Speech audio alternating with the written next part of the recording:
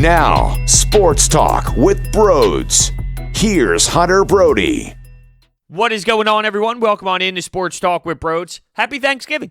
Happy Thanksgiving, everyone. I hope you enjoyed the time with your family, with your loved ones. I hope you enjoyed all of the fantastic food. This is a holiday where you should appreciate what you have in life, considering, look, 2020 has been horrendous. It's been an awful year. I don't know if you will ever experience a year this pathetic. So, with that being said, appreciate what is around you, and I need to appreciate every single one of you, because without you, there is no Sports Talk with Brodes. Whether you listen once a week, whether you only listen to one podcast ever, whether you tune in every single day and call into the Anytime Hotline, thank you. Thank you so much. I can't wait till I'm 90 years old, sitting here still screaming about these damn teams, all tatted up, neck tatted, face tatted, hands tatted, you name it, 90s, still producing content in the Manscaped Man Cave. And yes, we are broadcasting live from the Manscaped Man Cave. Thank you for asking. You get 20% off and free shipping with the code BROD at manscaped.com. Let's have some fun today, right? Let's talk some 76ers basketball. Dwight Howard and Seth Curry, they both spoke to the media, and I thought that there were some interesting things that were said, specifically with Dwight Howard. Not that Seth Curry didn't say anything that popped, I will get to that, but Dwight Howard's a big personality. I know that he's no longer that star that he once was, and he adapted as a role player, so that's why this is very intriguing, but he does come with a baggage. He does come with a background, and when you look at that, are there reasons to be concerned? My biggest reason is, and this is no knock on the 76ers, they can't control this. Well, technically they could, and they were in the running before, and of course I'm using air quotes, but they don't have LeBron James. They don't have LeBron James, and he is a difference maker when it comes to mentality for the season. When you are playing with LeBron, you know that you have a legitimate chance of winning a ring. That is a different mindset. There are other teams in the league that compete at a high level that's in the conversation where you look at their roster and you think, okay, we can win with this team, and that's not out of the question. Of course, other teams outside of wherever LeBron is can win a championship, but going in the locker room with him every day, knowing what he is chasing, knowing his work ethic, knowing his dedication, it's a culture change. It's something that does not happen around the league. There is a different effect when you play with that man, okay? It's just reality. So, am I concerned that if things go south, if things don't feel great, if things aren't ran smoothly because this is an entirely different team, will Dwight Howard work? Will he get pissed off? Will he get frustrated? I would like to think no. And I'm going to be honest with you. Hearing him speak and hearing some of the words that he said, I am feeling more optimistic that he is 100% bought in. That's the problem. I don't know if he's fully a new Dwight Howard on his own, or is he a fully new Dwight Howard because he played in Los Angeles and he played with LeBron James. I think that is a reasonable way to look at this. But when I see Dwight Howard speak and when I hear what he said, I'm starting to believe that this might just be the guy. This might be the new guy. And I'm stoked if it is, because I think that can be such a big factor, knowing that this team has failed all the time, over and over and over again, trying to find someone who can play when Joel Embiid is off the floor. And guess what? I don't care about the February, March games as much as some might. Now, I react to them, I talk about them, but in terms of how that impacts how they play in the NBA postseason, it's not that big. The NBA regular season is completely different from the NBA playoffs. So, yes, it's meaningful. You do learn things about your team in the regular season, and you do form your identity there. I'm not acting as if it does not matter at all, but if you lose a game because Embiid's not playing and he's getting rested, maybe some load management, and you got to throw in other pieces and you fall, it's not what I care about the most. What I care about the most when it comes to Joel Embiid not playing is, those 10 to 12 minutes in the postseason where he needs to go to the bench and someone needs to be manageable. That's it. Someone who won't be miserable, pathetic. We need someone who can stand their ground. That's all. That's all you're looking for. And can Dwight Howard do that and some? I feel he can if he dives into the same exact role that he provided last season. Yes. Yes, I do think that he can do that. But that's where I care about it more. I don't care about Game 52 of Game 72 this season. Sure, I will watch it and I will be into it. But big picture, it comes down to those 10 to 12 minutes. Can you find a way to still have productive basketball when Joel Embiid's not on the floor? They have struggled every single damn year to find that. It's factual information. Joel Embiid goes to the bench. Somehow the 76ers are minus 10,000. Boom, game over. So let's get to some of the quotes, all right? So here's Dwight Howard speaking. That's where it starts, our two best players. And then you look at the rest of the guys on the team. They've all been hungry. They just never knew how to win. And then he mentioned Dwight Howard himself and Danny Green. So the way Dwight Howard's approaching this is, look at Ben and Joel. These two are stars. These two are players that can be insane difference makers to postseason runs. But they have not learned how to take that next step and win yet. They have the talent. They have the skill set. Yes, Ben Simmons can work on shooting. I think we all recognize that as it's year 4 now, I believe, off the top of my head, year 4. And we are still talking about the one flaw in his game, which I think with this new roster and with the spacing, it's not going to be as intense as it has been in the past now that you have legitimate NBA respected three-point shooters. You still want it. Trust me, you'll still want it, and there will still be frustration when he's wide open, he hesitates, and maybe he dribble drives, and he goes to the rack and kicks out. I know we're going to see that a bunch of times, so I am aware, and I know it's coming, but it won't be as intense. And even Doc Rivers did say this.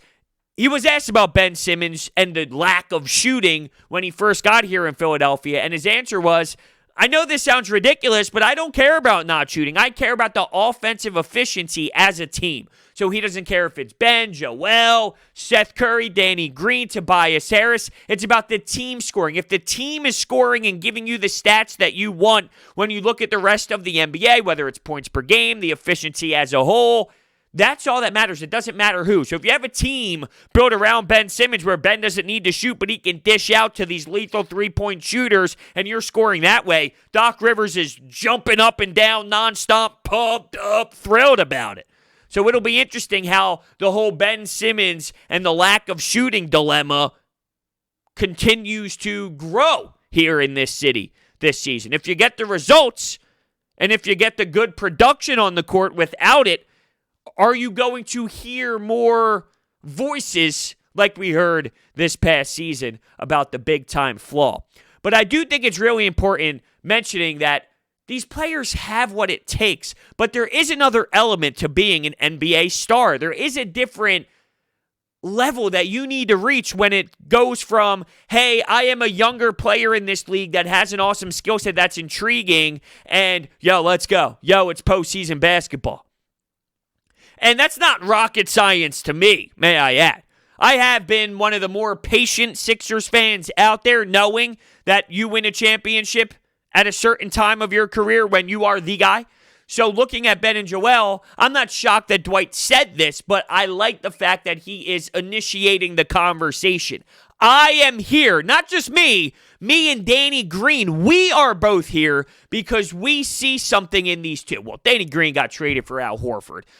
I stress this enough, though, with Danny Green. He's not going to be the player that he was 4 years ago, more in his prime, 5 years ago when he was younger. That's not the Danny Green that you are going to get. You're going to get probably a Danny Green that at times you're disappointed with. There might be games where he gives you 5 threes and he goes 5 for 5 from deep, but he might give you those ugly-looking J's. He might give you those air balls. He's on the back nine. He's on hole maybe 15 of a golf course right now. He's only got a little bit of time to go. The numbers are going in the other direction, but I stress so much how important winning championships in 3 different organizations means and what he can bring to the table from a culture standpoint in that locker room.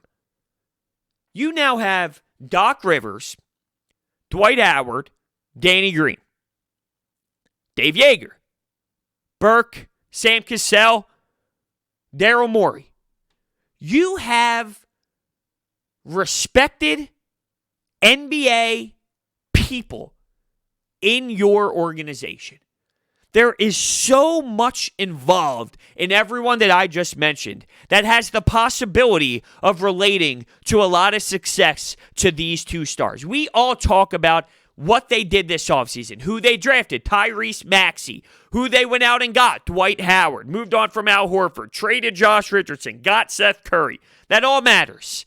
But what matters most is looking at those 2 young guns, looking at Ben Simmons and Joel Embiid. And I know I mentioned the shooting in Ben, but there are plenty of other ways that he can develop even more when it comes to him being a polished basketball player. Just free throws in general. Let's take away the shot because that is clear and obvious. But let's say he just works on his free throws, gets that up to a reasonable percentage. Now that affects and impacts the way that he attacks the rim because he would be more willing to go to the free throw line. So that just there, that in itself can be the difference in Ben Simmons taking a jump in his points per game, which can be such a crucial difference in winning more basketball games. If he has that downhill killer mentality where he's not afraid for someone to have to foul him. Late game situations, 4th quarter, where are you going to go? Well, now you can add another element if Ben's like, yo, let me go to that line. Dribbles the ball, swish. Dribbles the ball, swish with ease. He's not going to go from where he is now to 90%, to high 80s. But let's see a consistent jump. There was a time where you did start seeing it go in the right direction, and there were times where it was a horrendous watch. The elbow sticking out, you look for it to move in, you get excited when it does, but there are times where your eyes bleed. I mean, it's a wild thing when it comes to Ben, but let's look at him trying to find a way to produce more scoring for this team outside of dishing the rock to open teammates and allowing the ball to swing around. Just the free throws can be the difference. I know it's not to where we want it to be in terms of being where Ben Simmons needs to be. It's not the path we probably anticipated, just to keep it simple. But there are things throughout the last couple of seasons that I've witnessed that leaves me interested in Ben Simmons' development. Going back to this quote, though, it's important that your 2 best players take that next step, not only on the court, but with the psyche of the game as well, with the mentality, with the approach, learning how to win, being willing to learn from these players like Dwight and Danny Green. Look, it's easy I won't even mention LeBron James at this point when it comes to this, but there's a difference when someone like Kevin Durant, Steph Curry, or James Harden, someone you speak to that's a superstar in this league, and they talk to you about winning basketball, and they talk to you about, okay, you need to go here. Dwayne Wade, if you're working with Dwayne Wade and he's showing you what to do, you're so engaged, you're so dialed in, and you have that mindset of, I am going to take in all the information that Dwight Howard's telling me, Dwayne Wade is telling me, so I can take that step and further my game. Are you going to be as willing if it's Danny Green? I'm just asking the question. Is Ben Simmons and Joel Embiid willing to sit down and hear Danny Green, a 3-point specialist, out? Dwight Howard, role player, had success as the star, so he has more pedigree, if you will, than Danny Green in terms of, listen to me, I've been in your position, I haven't been able to finish. Do you want to learn how to finish? Because I've seen it. I didn't get to do it when I was the star, but I've been a part of it. I will teach you from my mistakes. I will show you my mistakes, and I don't want that to happen to you. So I feel he has more pedigree. I'm looking at every single side to this. Do you have stubborn people? Now, I don't think they do. I don't think these 2 are stubborn or not ready to listen to people. I think they have open ears. This season's going to be an entirely new identity and a new shift when it comes to the whole entire franchise. So I'm sure all of their ears are completely wide open. Q-tips in there, getting out the earwax, keep going, dig until they bleed. They throw out all the Q-tips just to listen and gather all the data that they are going to be thrown by respected individuals in this league. I can't wait to see how this all shapes out.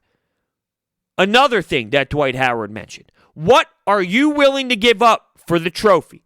That's something he wants to teach. So another championship type mindset in the works. This is all great news. And I know when someone comes to the city and it's somebody new, it's a fresh face, and they have the background like Dwight Howard does, he's not going to walk up, sit there, and start shredding people, being pissed off, unhappy with where he is. You're going to be positive. You're going to be excited. You're going to give this personality and this vibe that I am so stoked to be in Philadelphia, because that's what you do as a professional athlete. You're not going to sit there, look miserable, put your hand on your cheek, lean over, have your shoulders sunk into yourself, bad body language, bad posture. So when you hear someone new speak, it's going to be great. You're going to get sucked in. And I'm acknowledging it. I'm doing it a little bit now. There's some pessimism going on in my brain as well, as I'm throwing out every possibility here with this move.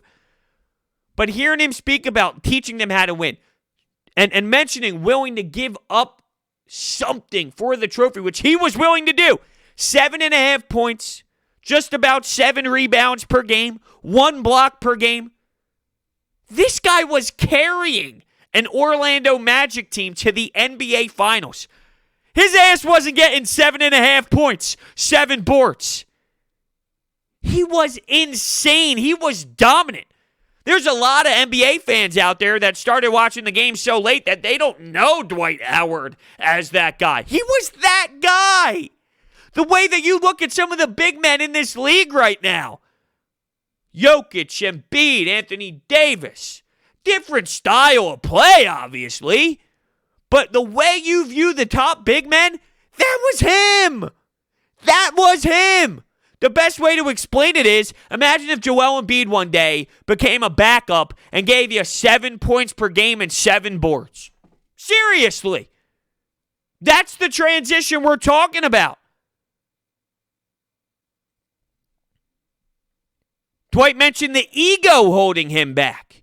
And injuries. Sure, injuries definitely play a role in a lot of people's future. Once they get hurt, how do they bounce back? Are you capable of still being that guy? I always do that. I always emphasize words differently so it changes the context. When I talk about some quarterbacks, sometimes I'm like, yeah, he's good. And then I use the same word good to define someone else. Like, yeah, he's good. Well, it's both good, but the way you say it changes the way it means. That guy, or like that guy. Different. But here Dwight is, bringing up ego. He knew that he had a problem with the way that he felt about himself, his teammate, where he was in his career. And he allowed that to get in the way. It was almost like he couldn't give up on what he once was. He wasn't willing to admit it. Everyone says the first thing you do when you have a problem, you need to admit it. You have to come to an understanding. Confirm. This is happening. Okay, how do we now shift? Unwilling to do that. Ego got in the way. It's almost like he is telling us, everything that happened in my past, it happened. I'm no longer that person. I changed who I was as a basketball player last season. This is now me. I'm not here to take over Joel Embiid's spot. I'm not here to try and fight for a starter position. I'm here to be a veteran in my mid-30s, and I'm here to win a championship. He did mention championship a couple times and mention that this could be a core piece that can get the job done. Do I think he's lying there? Maybe, yeah. I don't think they're a championship team. I think they're a fun team. They're a team that makes sense. They're a team that has logic when it comes to X's and O's, skill sets, and mix. There's a mold that you can support. Will that relate to better basketball than last year? Absolutely. They were the 6th seed, though. Do I think that this jumps them into the 1, 2, 3 seed? No. And I don't think that's necessarily a bad thing, though. It's still, if you look at the timelines now and where they were last season, your timeline is going back in the right direction. Before all this, you wanted to vomit. You wanted to be sick thinking about the next couple of years, the contract with Al Horford and Tobias Harris. What are you going to do? Having to face Jimmy Butler, a guy that every time you see now, it's like DK Metcalf. I always feel there's so many similarities when it comes to Eagles Sixers. I can always find ways to tie it together. Every time you see DK Metcalf for the rest of your life, you're going to think of J-Jaw. Or every time you see J-Jaw, you're going to think of DK Metcalf. And it's going to make you feel nauseous. Same with Jimmy Butler. And he's not going anywhere. I don't know if it makes you jump to where you ultimately want to be. But it sure opens up the books down the road to get you where you want to be. Moving on from Al Horford, it's more of what did this really do for the next handful of seasons, more so than this season, even though it did help this season. I don't want to downplay how this roster works now or how it potentially could work because let's be realistic. Last year, we thought it was going to be awesome. We came up with so many different scenarios where we were like, yup. No doubt. Bully ball, big man, good luck. And it fell flat on its face. So as long as that doesn't happen again, it should be fun, right? Should be more fun, funner. By the way, I need to let you know about my friends at DraftKings. DraftKings has brought their expertise to legal sports betting. It's a legitimate sports book based right here in the U.S., so you can rest assured that your funds are totally secure. DraftKings, America's top-rated sportsbook app, is safe, secure, and reliable. Deposit and withdraw at your convenience. Listen to this deal. It's outrageous. All new users have a chance to earn a sign-up bonus up to $1,000. Head to the app now. Check out all that they have to offer, including player props, live betting, and so much more. Download the app and sign up using promo code BRODES. If sportsbooks are not yet available in your state, don't forget about the DraftKings Fantasy app, which offers millions of dollars in total prizes every single week. And if you or someone you know has a gambling problem, crisis counseling and referral services can be accessed by calling 1-800-GAMBLER. Gambling problem, call 1-800-GAMBLER. A couple other things to throw out. Unity and focus were keys to the title. It's almost like I'm stunned. It's almost like I can't even believe that I'm hearing Dwight Howard utter these words. Is there a little bit of me afraid that this is all talk? And if things do end up going south somehow this season, and I feel that is hard to believe. I know it is. But once again, I have to look at everything. I need to look at every single outlet possible. Do I think it's going to fall apart anywhere even close to last season, being in the first year of a new regime to this degree? No, I do not. Is it impossible? No, it's not impossible. So if things do derail, will we get the same Dwight Howard? I really hope so.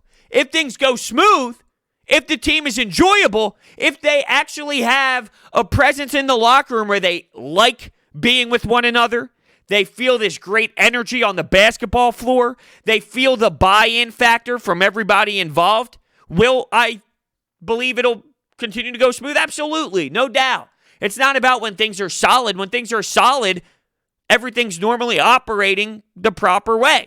It's when you face adversity and when it gets tough and when you mentally need to be aware and when you have to approach things differently, when you have to switch things up but keep the professionalism, is that where it stays on the tracks? I think it's reasonable to mention Doc Rivers being the one to call Dwight Howard. And Joel Embiid as well. Joel Embiid did a little bit of research. He did a little bit of calling. He did a little bit of recruiting. So now you're hearing that he wanted him, specifically thought about him, thought about how he can improve this team. I talked about those 12 minutes or so that Embiid won't be on the court in the postseason. Might be more. Who knows? He valued Dwight Howard. And Doc's picking up the phone, bringing him in. That's the power of Doc's voice. We mentioned that when Brett Brown got canned. People want to play with Doc. People want to play for Doc. You ask anyone around the league about Doc Rivers, you're hearing a million positive responses about who that man is on the court, off the court. What type of leader he is on the court, off the court. Everyone heard his powerful message during those insane times that we went through earlier, and we're still going through. It's not like the issue has been fixed, may I add, but in terms of social injustice. You heard his powerful message. He was starting to cry. It hit me. I couldn't believe I watched it a billion times. Had just this crazy feeling in my body just listening to the man speak about those specific situations that I necessarily can't relate to that degree. But I feel the pain. I see the pain. I know we need to fix the pain. You look at Doc Rivers and he moves people that way. Not only him, but Ben and Joel as well. Because Dwight mentioned them a billion times. Mentioned LeBron and Ben's comparisons, may I add. Ben Simmons has that, apparently, to Dwight Howard. And I can see where he's coming from a facilitating standpoint, of course. And Seth Curry also talked about Ben. Perfect match with him. Of course, you're a 45% three-point shooter ready to rock and roll with your hands in the pocket. So when you get the stroke, it's smooth and it's coming out with the snap of your fingers. Swoosh, here we go. Celebrate as you go backwards with the headband, right? Of course you're going to say that if you're a 45% three-point shooter. Hell, I'd be saying it if I was playing with Ben and I'm like a 10% three-point shooter. I'm more of a defensive guy, more of a take charges kind of guy. I got my own role. I know my role. Something that Seth said that stood out to me, though, is his versatility. Pretty versatile offensive player. Played point guard and feels comfortable about it. Do you have someone who can be a primary ball handler at times? Now, I don't know. I don't know how Doc Rivers is going to utilize everyone. How about Ben Simmons? Did he ever talk about him being primary point guard before? Did he talk about him playing the four before? I feel I have no clue where Doc Rivers is going to take this, but if it was me choosing, I want to put the ball back in his hands. I think he plays better basketball that way. Playing him off the ball puts him in this weird spot. Now, taking him off the ball and playing him in a different way, can you see something different than you saw at the end of last season? Yes. The elbow work, I didn't feel that suited Ben Simmons the best. So I'm not saying taking him off the ball would never work because of the limited action I saw last season, but let's see what he can do again with the ball in his hands and a roster that suits him best. There was a podcast, the last podcast I did, I believe, about the Sixers. I mentioned Joel Embiid being the guy late, and there was this Twitter post that was going viral over the last week of how clutch Joel Embiid has been in fourth quarter moments late down the stretch, and this and that, and it got a little outrageous to me on how much they were diving deep into these Joel Embiid stats as if in fourth quarter crunch time, he was this magnificent, insane, elite, dominating force, and I thought there are times where that happens, but last year there were so many times where you just double this man. You double this man late because he couldn't pass out of the double team very well, turning the ball over, and it wasn't like there was a lot of spacing. So I know the numbers told you that Joel Embiid could handle this and handle that, and certain moments, boom, he's the guy to go to, and yeah, I do think you go to your best player late in games, and Joel Embiid is that guy, but let's not act like it's all dandelion and roses when you see all these crazy numbers about how successful he was. I watched those basketball games, and it's tough for a big man to be that guy. Referees swallow their whistles late in games, and Joel Embiid loves to get guys to put him at the free throw line. That changes the way things go late. You're going to try and do this. And look, there's some guys that get away with doing this. And if you're listening to the podcast version on Apple Podcasts, Spotify, I'm flinging my arms and flinging my hand back like you see him, James Harden do as well. I just drew a huge blank. No reason why I should be blanking on James Harden's name, though, considering this man and Ben Simmons and the talks between the two. in terms of hypotheticals. Would you trade him? There's no reason for him to be exiting my mind. I still think about that majority of my days. That's why I'm so pissed off with myself. Of course I think about that. Getting James Harden? That would be something. Losing Ben Simmons? That would be something. I know the Sixers made some other moves as well. Brokoff, Derek Walton Jr. Watching Daryl Morey do his work, his mindset is so professional. His mindset is so different. Now, are these players going to be anything in terms of difference makers for this team? No, probably not. No, they're going to be battling it out, but it's just the intensity that he brings from a roster standpoint, one through the last guy on the bench, from Joel Embiid to Ben Simmons, throughout the entire roster and throughout the guys that he brings in. The mindset is just different, and I'm not accustomed to it, and I think there's a reason why I'm not accustomed to it, because, well, the regime hasn't been so solid, let's say, for a couple years with this ownership. But look, they're fixing it, right? They're fixing it. So let me tell you about my friends at Manscaped. Jingle balls to the walls, fellas. Listen up. Untrimmed pubes are a thing of the past. It's time to gear up and get yourself the gift of shaving this holiday season. I'm talking about the Manscaped Perfect Package 3.0. This revolutionary company, Manscaped, has redesigned the electric trimmer. Their Lawnmower 3.0 has proprietary advanced skin-safe technology, so this trimmer cuts on your nuts. It's also waterproof, so you can use it in the shower. The Lawnmower 3.0 comes in the brand new Perfect Package 3.0, which makes for the perfect gift this holiday season. It has also the Crop Preserver Anti-Chafing Ball Deodorant and Moisturizer. You already put deodorant on your armpits.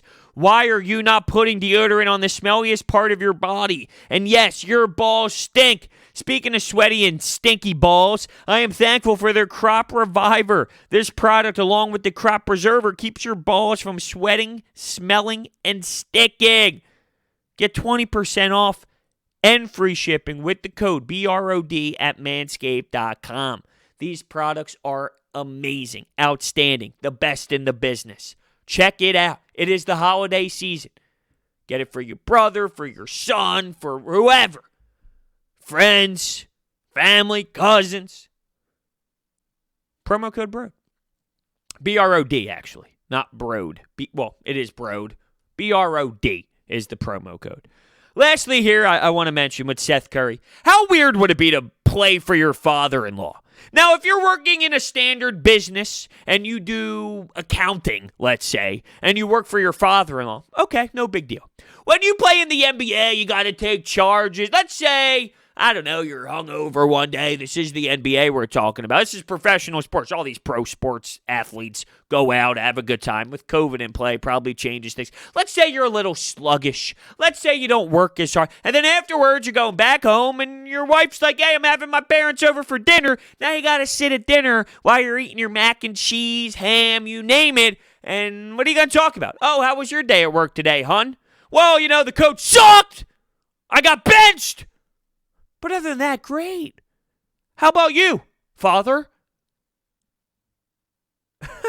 What a wild scenario. Interesting. Just interesting. All right, last one here. I got to thank all my sponsors. Orbit Energy and Power. With over 20 years of experience in the industry, they're home to your solar experts. Their solar program eliminates your electric bill completely. They provide water purification systems, backup energy services, battery storage, and more. So make sure you check out their information. It's all down below. Thank you so much for tuning in, and I will see you next time.